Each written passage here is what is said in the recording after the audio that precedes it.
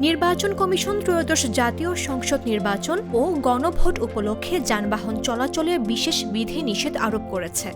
এর আওতায় ১০ ফেব্রুয়ারি রাত ১২টা থেকে ১৩ ফেব্রুয়ারি রাত ১২টা পর্যন্ত মোটরসাইকেল চলাচল বন্ধ থাকবে। তবে নির্বাচনী কাজে নিয়োজিত মোটরসাইকেল সাংবাদিক এবং অনুমোদিত পর্যবেক্ষকদের জন্য এই নিষেধাজ্ঞা প্রযোজ্য হবে না।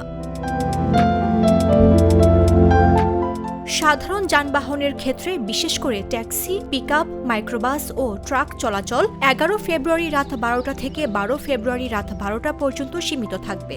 তবুও কিছু ক্ষেত্রে শিথিলতা থাকবে, যেমন আইনশৃঙ্খলা বাহিনী, সশস্ত্র বাহিনী, প্রশাসন এবং অনুমোদিত নির্বাচনী পর্যবেক্ষক তাদের যানবাহন ব্যবহার করতে পারবে।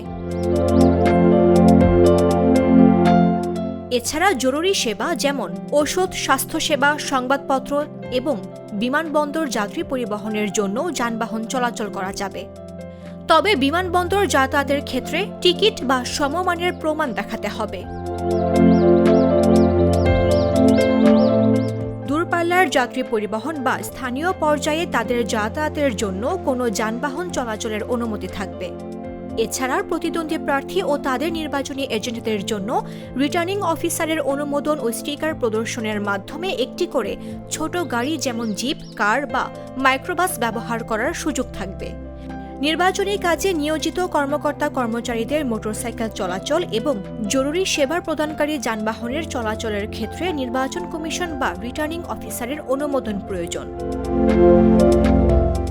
জাতীয় মহাসড়ক, বন্দর ও আন্তঃজেলা বা মহানগর এলাকার গুরুত্বপূর্ণ সংযোগ সড়কে নিষেধাজ্ঞা শিথিল করা যাবে জেলা ম্যাজিস্ট্রেট বা মেট্রোপলিটন পুলিশ কমিশনারের অনুমোদনে।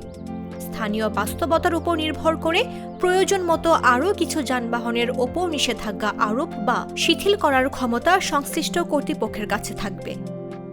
মামদুহা রাইসা, জাগো নিউজ।